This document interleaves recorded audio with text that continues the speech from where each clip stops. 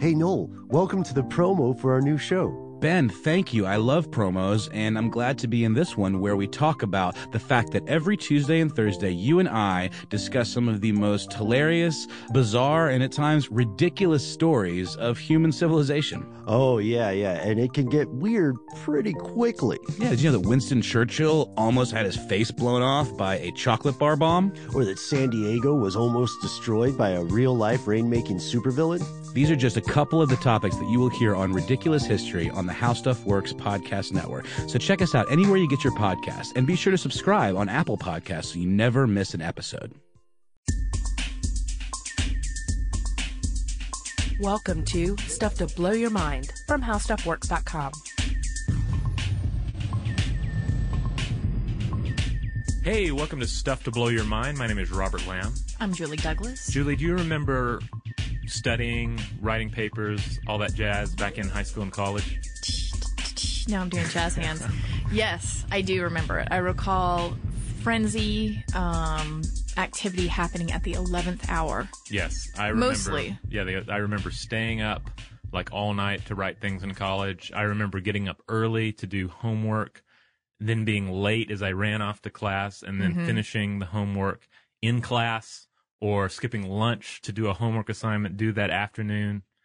Everything was always the last minute. Right, and this is called the student syndrome, right? Yes. Yeah, and it's really common. I'm sure everyone at some point, particularly in their student years, experienced this, where you were just putting everything off because you were making a deal with yourself, saying, oh yeah, I'll do it in a couple of days. I'll do it in a couple of hours, and then bam.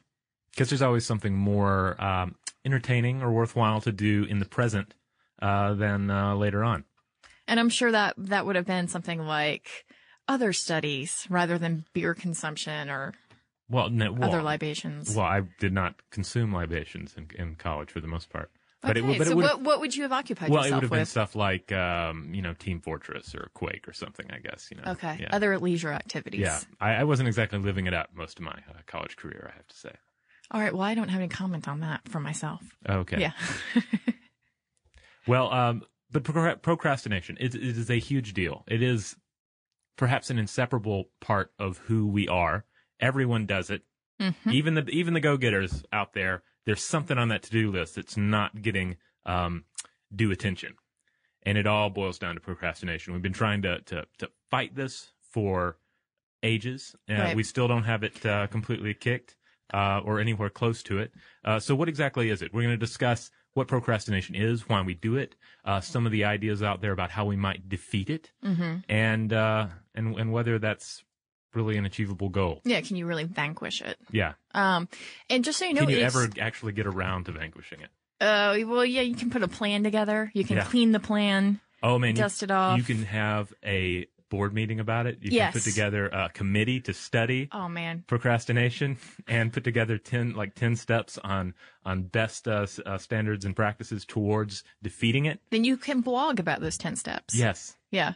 But look, this is not a modern phenomenon, right? Right. Sure, there's been an uptick, and for reasons we'll talk about later. But just in case you're wondering, it actually came into our vernacular in around 1532, I believe, the first instance of the use of the word procrastinate. Oh, yeah? Yeah. The actual, English word procrastinate. Yep. Okay. Yep. And there's a book from 1852 called Thoughtless Little Fanny, The Unhappy Results of Procrastination. So this was on people's minds. Thoughtless little Fanny? Thoughtless little Fanny. Don't have such a thoughtless little Fanny. Never mind. No, we're not talking about fannies. Like fanny, because it's like get off your fanny and do something, right? Well, maybe that's where some of that came from. Who knows? Well, even though the word is relatively new in terms of human history, the idea of course, has been around for as long as we've had stuff to put off doing. Mm-hmm. It's if you look back in the Mahabharata, the ancient Indian epic, which we've discussed a little in the past when we were talking about ancient technology and weapons. I've been really into it because I just forced my wife to sit through several hours of the Peter Brook Channel 4 filmed adaptation. Peter Brook did like a 9-hour version of the Mahabharata, and then they cut it down to like 6 hours or 5 hours for TV, and then they cut that down to 3 hours for the DVD, and it's really cool, but my wife had to suffer through it because it is a little slow. You know you're a lucky man right there. Okay. I am. Yes. But there's a part in it where the character Bhishma is talking to King Yudhishthira, and he's telling him about these fish, right? That there are 3 fish in the water, and there's a fisherman coming. This is like the apocalypse for these fish. And one of the fish in the water says, all right, I'm a fish of action. Let's do this. Let's do this. Let's hop to it. Let's get to some water where we're not going to be threatened by this fisherman. And then there's another fish, and this fish is more of a thoughtful planner. And the fish says, look, I'm going to think this over. I'm going to do a little research. I'm going to crunch some numbers.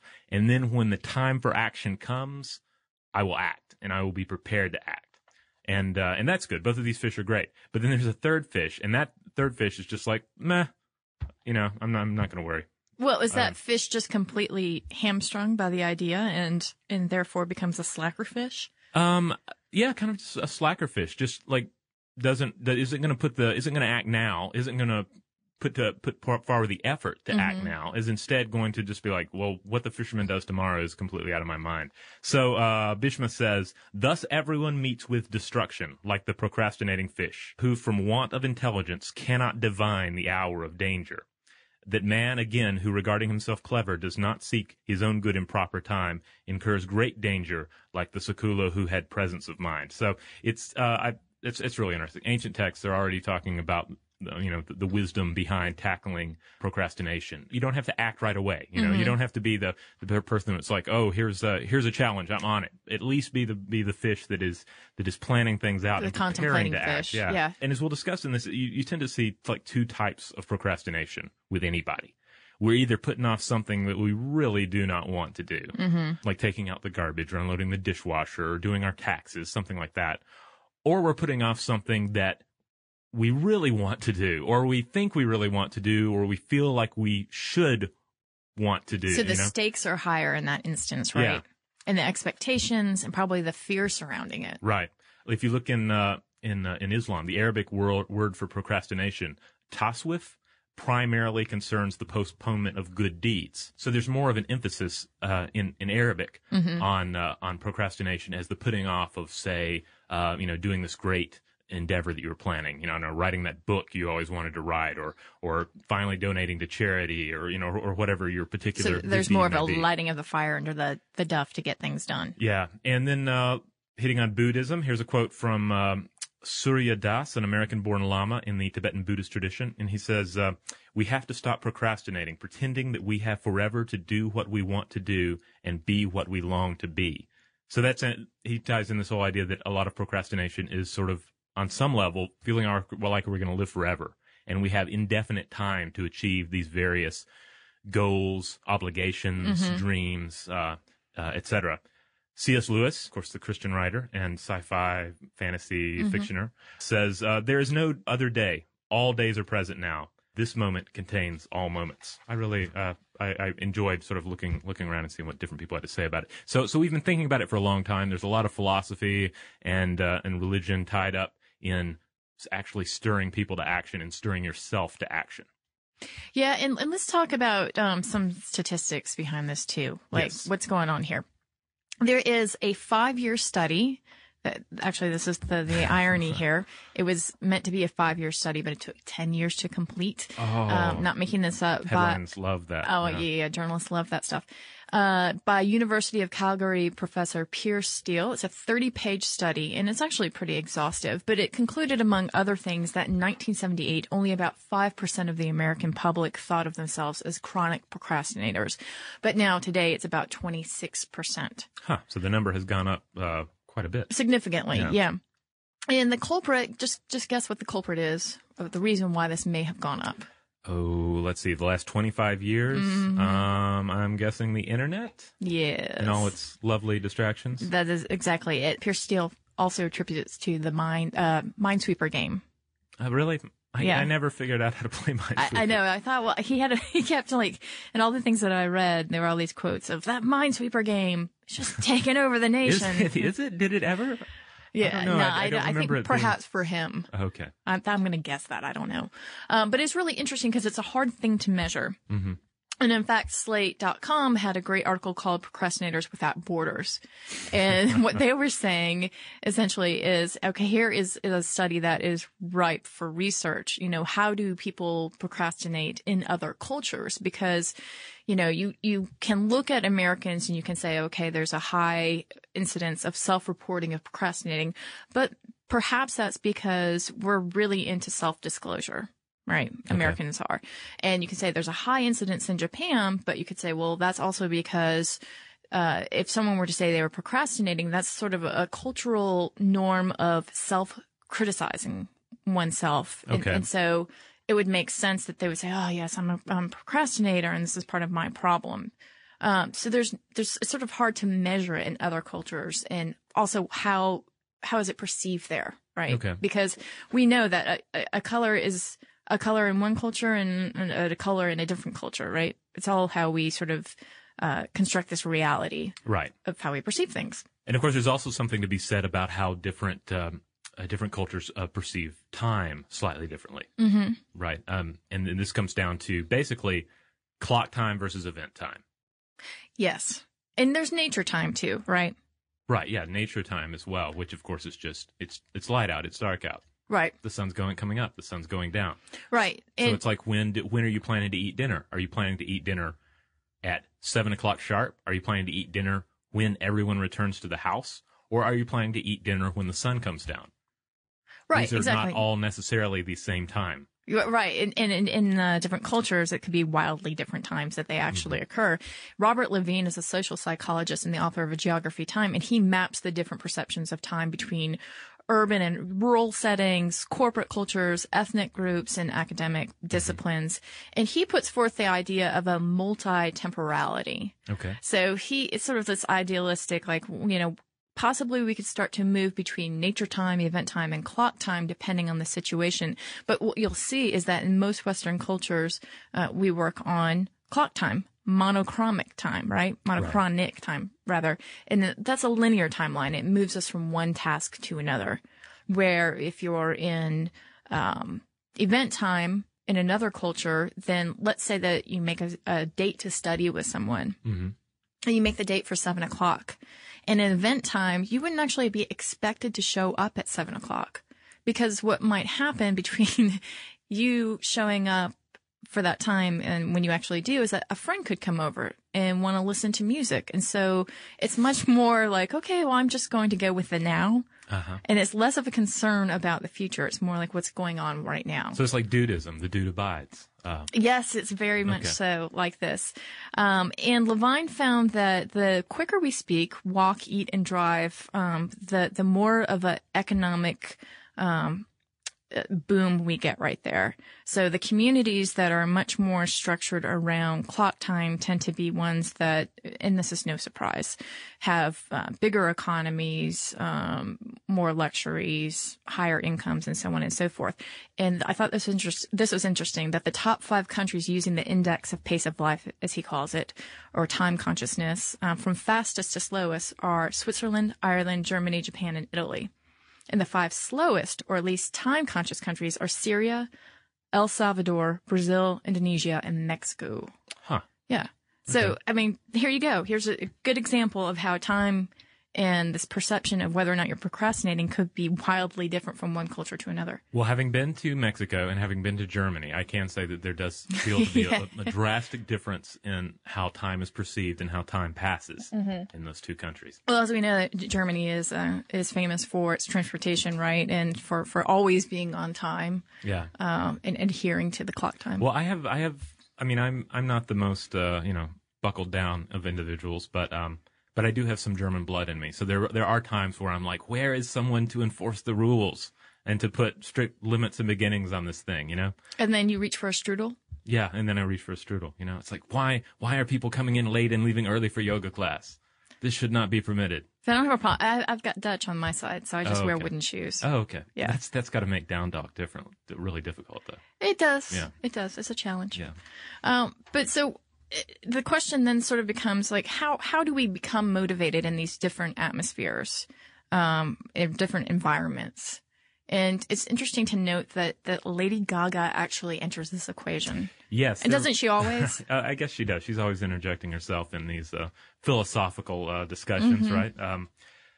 And we were of course referring to a Psychology Today blog post or article, I think blog post / article, that was talking about basically pitting Lady Gaga against The Secret, because Lady Gaga had this thing about where she gets these awards and she doesn't put them on the wall. She like throws them in a closet or something. Right. She sort of bragged. Well, yeah, I don't know if you would say bragged, but her advice to an up and comer was, hey, don't get all excited about whatever awards you've been given. I just pretend like they don't exist anymore. I take them down and I take it down to the studs, and then I have to get those awards again. Yes.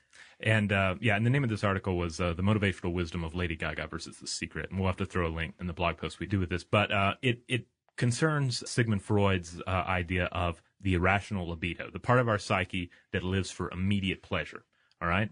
Which actually ties into a lot of our discussions here about procrastination, because it's about, it's all about like this present us and then dealing with a future us that is feed the id. Yeah. Feed the id and give its instant gratification, right?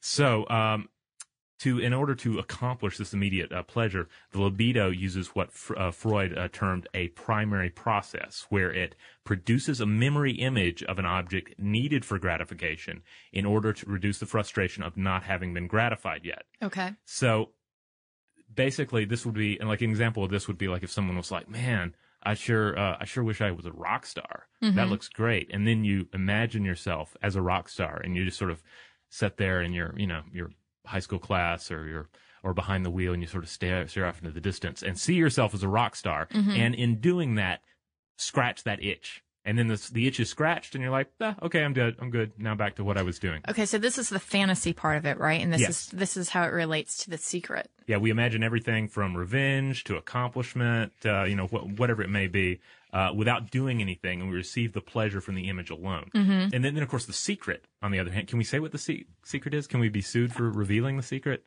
I don't think it's a secret anymore. Oh, okay. Yeah. I mean, it has that red stamp on the cover. I know, it's so official. I hate to break the seal, right? It's been on Oprah and all sorts of stuff. I'm sure a lot of people are familiar with the concept, at least, right? Sort of this law of attraction. It's like you imagine it and make it real. You put out your wish for this thing, and then you put that out into the universe. And I know I'm probably massacring this, but I will admit that I have not read this book. So this is my piecemeal understanding of it, is that once you put out that wish, that energy, then that is going to attract your wish fulfillment. Okay. So that it comes to you, whatever it is. I have read other things that make similar arguments for this idea of manifesting what you want in your life. And some of these even take a sort of quasi-quantum physics approach by, sort of like looking at the idea that all possible realities exist somewhere. So if you were to focus, you could force yourself into the physical, into the alternate realities where the desired events have transpired. So there's a reality where I'm a rock star. There's a reality where I clean up after rock stars, and all I need to do is focus hard enough, and I can move my current self toward the rock star persona than the rock star cleaner upper. Okay, so there's a problem with this, though, if you're actually motivated to fulfill this for yourself, right? And that's where Lady Gaga comes in. Because she's relying on an expectation that she has that's a framework based on her past experiences. Right. So she already knows what it takes to get to this goal and fulfill it. Right. And not only that, she's created a lack, right? Because mentally she has removed those awards, those accolades from her, from becoming a symbol that is already fulfilling she's her desire. She may think it's like, man, I wish I was famous and successful. And then she looks up at the awards and she goes, there I am. And then then day accomplished. And so she takes them off and she's like, I wish I was accomplished and famous and all that. And then she looks up and the wall's empty and she makes a little frowny face. She sees nothingness. Stuff, right? Yeah. Right. And then she starts to levitate like a Zen Buddhist. I made that part up. So over the last decade, as this article lays out, there was a study at New York University, and they used 3 different groups to study which of these approaches is more successful. There's a fantasy group that essentially follows the path of The Secret here, and they imagine what they have already desired. having come true. All right. And then there's a control group. That's the baseline. People just do left to their own devices. And then there is a mental contrasting group. And this is like the Lady Gaga model, where they mentally contrast by fantasizing about what they want. And then immediately afterwards, they compare where they are now with where they want to be. So this would be the whole, like, fantasizing about being a rock star and being like, oh, that's kind of cool in my head. And then you suddenly you're back in reality and you're like, whoa, I'm not a rock star at all. Mm-hmm. And then perhaps imagining the steps that would take you to that desired reality. So anyway, the results show that the Lady Gaga styled mental contrasting always does a better job than pure fantasy. And so the suggestion here is that the secret mode is kind of flawed.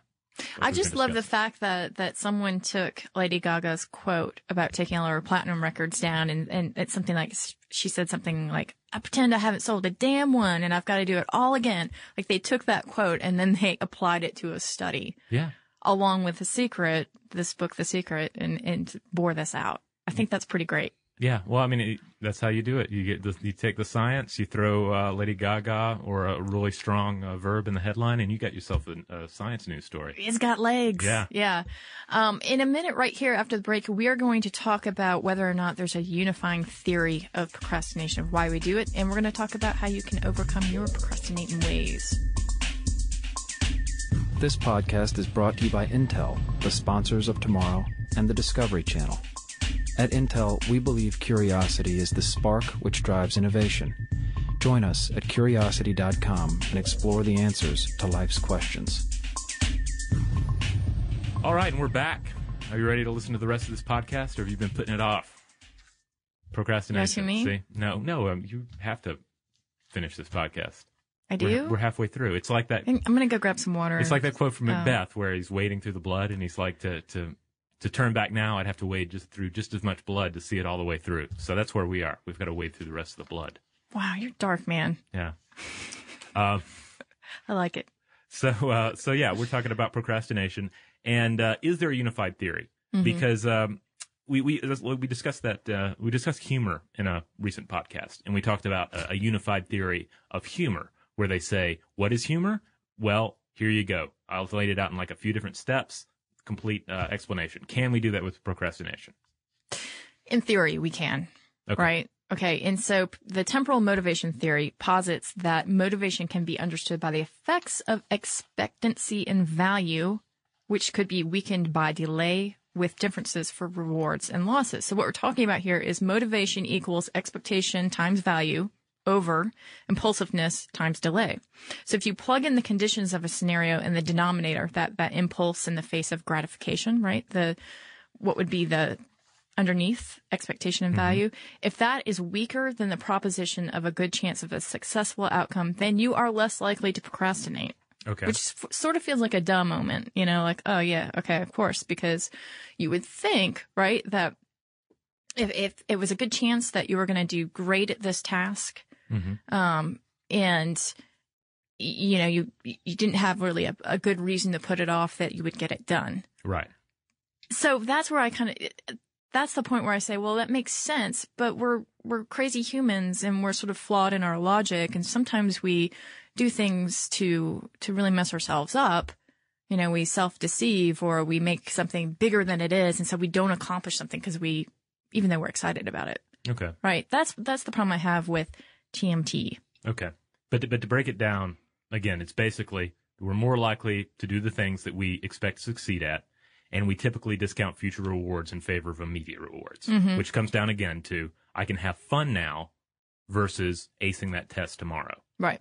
Or I can not have fun now and ace the test tomorrow, which is more real. I'm not having fun now. I want the fun, right? Yeah, yeah. And this instantly brings to mind something called a Ulysses Pact. Oh, yeah, you were telling me about this. Which is a great, to refresh, of course, there's the myth of Ulysses, mm-hmm.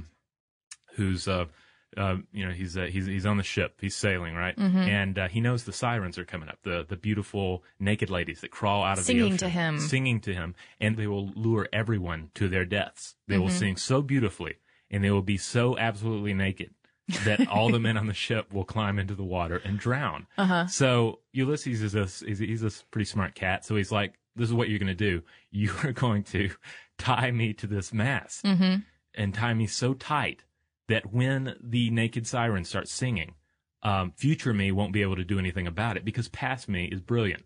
So it's like it's past Ulysses versus future Ulysses, and he binds future Ulysses. And then when future Ulysses rolls around, he's like, oh my goodness, somebody untie me. I want to go drown with these naked ladies. And past Ulysses like, ah, ha, ha, I got you. Yeah, well, and I think what's interesting about this is that he's got the long-term goal in mind, right? Yeah. So that's really, and we're going to talk about this a little bit more about how you do vanquish procrastinating, but that's a really big, important part of that. He's got the past experience to draw on, and he says, naked ladies, yeah, I've seen them before. My big goal is to get past you guys and live. It reminds me, did you ever watch Strangers with Candy? Oh, yes. Do you remember Jazzy? Oh, who's Jazzy? Jazzy was the like the old jazz singer band teacher that was in one episode, but he was really attracted to the ladies, so he had to put a Post-it note on his hand that says, don't touch the girls, Jazzy.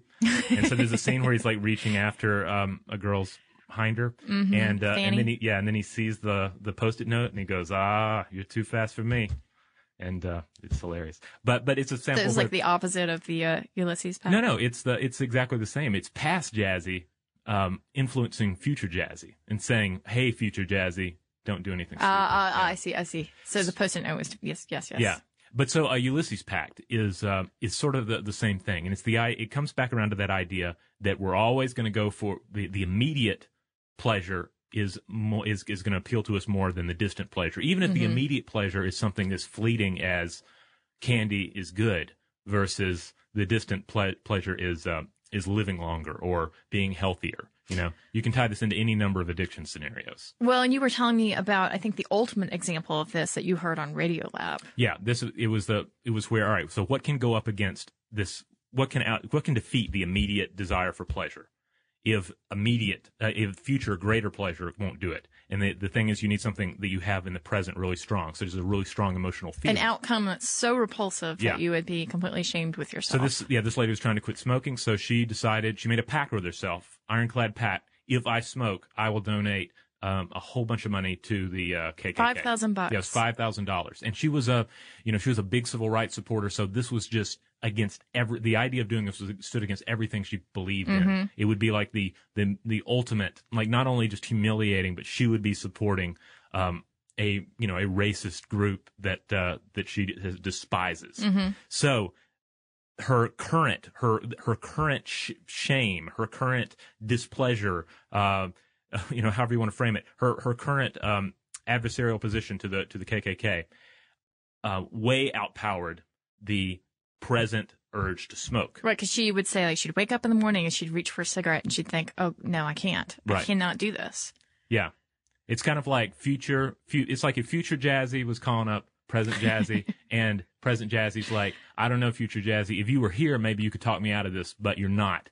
And future Jazzy's like, well, who's there? Who can actually talk to him? And he's like, oh, I'll call up his revulsion to this, Right, so. Yeah. That's all Jazzy needed. Yeah. So it's pretty cool. Yeah. And I think what's interesting about that, again, is just going to this idea of, like, how do you really overcome procrastinating? Because we're so good at self-deception again. And this is from a side blog, How to Avoid Procrastinating, Think Concretely. And there's a clue right there. You have to be less abstract and more concrete about the decisions that you make. So, and also about how much time it's going to take to do anything. Oh, yeah, Hofstadter's law, right? Yeah, Hofstadter's law that says that anything we think about doing is basically going to take longer than we think it will. Even if you take into account Hofstadter's law, it's still going to take longer. Yeah, like there's no... it's got a recursive quality to it. Yeah, so we end up with the planning fallacy, where we plan to do something and we're never going to time it just right. You can pencil in 8 different things to do on your vacation day or in your work day, and you're not going to get to all of them because everything takes longer than it should, or you're not factoring in travel between the things, Yeah. All right, so what are your tips here? Oh, my tips? Yeah, not that we normally give tips, but, we're researching this. We thought we'd share it with you guys. Okay, so I ran across a number of different suggested ideas. One is the idea of setting up dummy goals. Like, don't set up big goals, but set up dummy goals. And, yeah, so it's like, and part of this, the source I was reading this on, tied it into the paradox of hedonism, which is if you seek happiness or pleasure, you won't find it. But if you set a goal of, say, winning a karaoke challenge, you might just have fun trying to achieve that. So in a way, it's kind of like shoot for a lower star. and you just, it's kind of like setting more realistic goals, but also setting dummy goals along your towards your ultimate goal. Okay. All right. So there's this idea of structured procrastination. You can't defeat procrastination, but you can structure it. You can turn one negative quality against the other.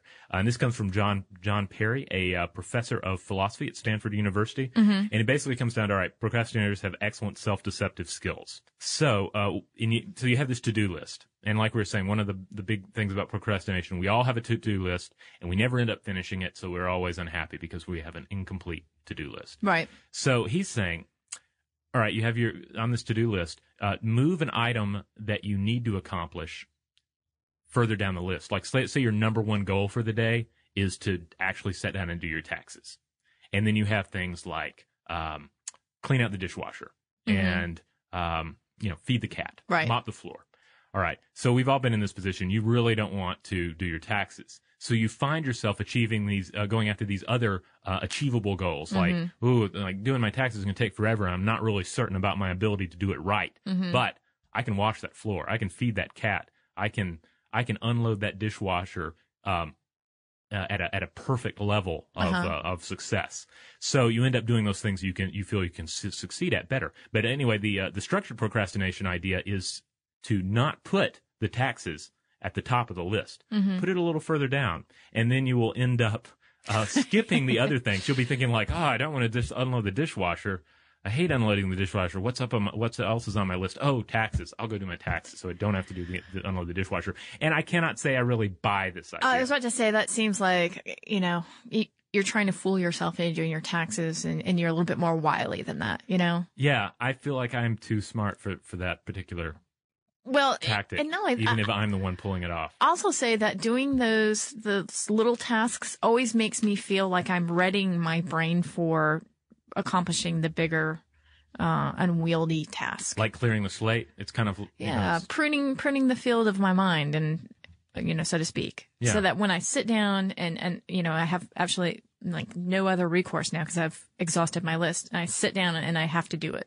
Well, it's like in a video game. Say you're fighting 3 lesser opponents and 1 like stronger opponent. And it's the idea of picking off the 3 smaller ones. Yeah. So they're not nipping at your heels when you're trying to tackle the really dangerous opponent. Exactly. And I don't know if that works for other people, but it's certainly, it is procrastinating, but it's helpful procrastinating if you actually follow through with the final thing that you're wanting to do, right? I do like the feeling, like if I'm working on stuff there are a lot of different tasks that fill our days here at How Stuff Works. And it ranges from really cool stuff like the podcast or writing an article to more mundane things like picking out which blogs to put on the homepage or, things of this nature. And I feel like even though those smaller tasks are not necessarily very skill intensive, I like the feeling of having the day cleared to tackle one challenging and or fulfilling task. Yeah. And I think you'll see, too, a pattern there because a lot of people will wait until that task, or rather wait until later in the week to fulfill that big task. So they've gotten all the other stuff done. Okay, let's talk about animals. Is there a possibility that animals procrastinate? I don't think so. Anybody who has pets, tell me when you have ever seen your cat or dog procrastinate. Because generally they have certain needs, and when those needs arise, they will take care of them. If the cat or dog is hungry, it will eat or beg for food. If it needs to use the restroom, it will at least try to go outside or go to its required place of toiletry. So yeah, you don't see a lot of procrastinating, but how would you? The other behavior is hard to report, right? Right, because the other big thing is they don't have a lot else to do. It's not like they have a lot of long-term goals, dogs and cats, or any animal really. Even the really Herculean tasks that various animals engage in, such as like long distance travel or some sort of like complex or taxing mating ritual, they're just going to do them. There's no putting it off. It's just, that's what you do. And they don't have any additional tasks. Like they're not wanting to become rock stars or write books or do their taxes or anything of this nature. Well, we don't know their hearts. Maybe they do want to become rock stars. But I will say this, Slate.com, again, the article Procrastinators Without Borders talks about lab-induced procrastination in animals. So it's really important to talk about that lab-induced. James E. Mazur, he's a psychology professor. He was studying the procrastination habits of pigeons, and he trained them to peck illuminated keys at irregular intervals in exchange for a tiny wage in bird feed at the end of their workday. I know all of this is crazy. The wage was higher for the birds that worked most consistently and didn't take any breaks. In the end, pigeons turned out to be such layabouts that even a fourfold increase in food could not incite them to peck in a timely fashion. This may be the most ridiculous thing I've ever heard. I mean, it's insightful. Don't get me wrong. I'm not saying this is like wasted science or, shrimp on a treadmill or anything like that. Did you say shrimp on a treadmill? Oh, yeah. It's the latest thing making the news is that, it's like certain groups politically love to rail against scientific studies that they judge as ridiculous and pointless. Right. So they'll pick out one little aspect of a study, such as shrimp on a treadmill, and then they'll go nuts over it. Right. Money, university or tax money is paying for shrimp on a treadmill, whether tax money is actually involved or if the study involves a whole lot more besides shrimp on a treadmill. But at any rate, the idea of teaching pigeons to procrastinate, I mean, it's such an artificial scenario here because you're taking an animal and then you're imposing this very human You're giving them a wage. You're giving them a wage and a task, and then you're judging them on their ability to, on how steadfast they are with this stupid job you just gave them. Well, see, if anything, I think that it just it points to the fact that procrastination is inherently a human invention, and it's probably just a clause that we have in the invention of time, right? Yeah, well, it's kind of like we've given these pigeons some stupid things to do, and then they're not that really into doing them. We give ourselves so many stupid or unachievable things to do, and then we have a hard time rallying to go do them. So it's actually a very telling study, I think. Yeah, that's what I think. It just keeps pointing back to the humans, not the animals. Yeah. Yeah. Why did you invent taxes? Why do you have these taxes to do every year? Because it's like that's the same system. We invented it, and we're not that into it. So by inventing complex tasks and long-term goals, we invented procrastination because it doesn't really gel naturally with the brain that we've evolved. Well, if you're following the Matrix theory, then it's just one of the ways to occupy ourselves, right? Yeah, I guess. So that we just don't all die in the vine.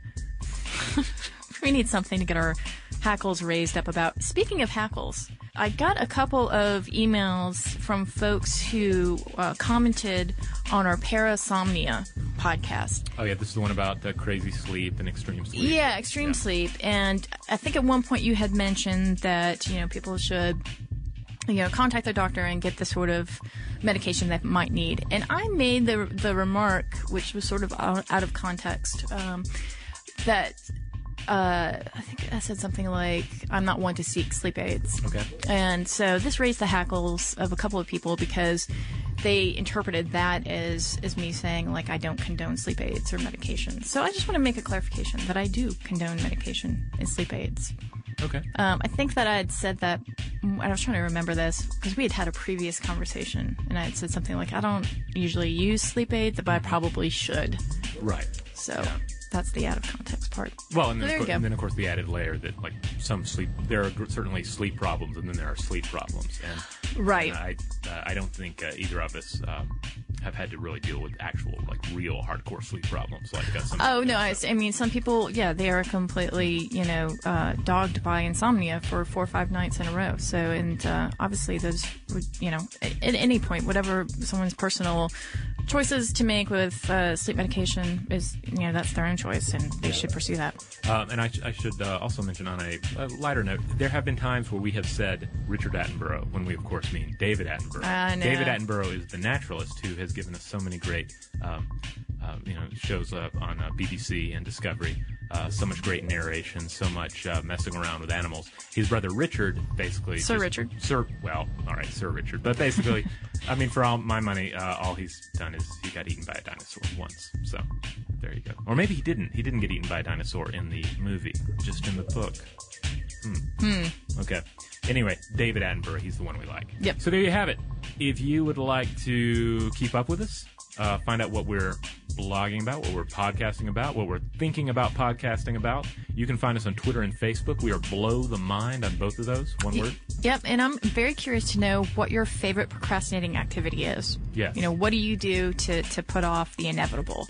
So, and if it's listening to this podcast, keep it up. Yeah, that's right. So feel free to share with us at blowthemind@howstuffworks.com.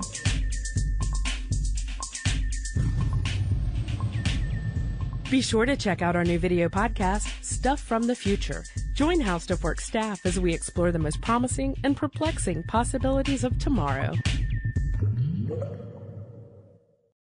Hey, this is Ethnically Ambiguous with Anna. And Shireen. And we're here to ask you, do you like brown people? Do you know nothing about brown people? By brown people, are you wondering what in the world we're talking about? Well, this is the podcast for you! Because we're brown and we're here to tell you about it. We get into a bunch of stuff, like growing up with immigrant parents, dealing with aspects of our culture that some people of color might feel alone in, like mental illness, sexuality, and more. Find Ethnically Ambiguous on Apple Podcasts and other places. Also, we use explicit language, so please, no children under 4 are allowed to listen.